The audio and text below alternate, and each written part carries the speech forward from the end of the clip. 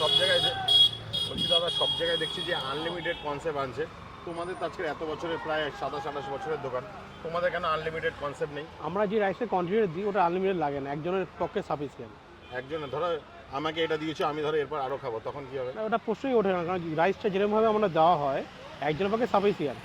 এই একটু তো আচ্ছা তোমরা কি আনলিমিটেড কনসেপ্টে নেই? না না আনলিমিটেড না।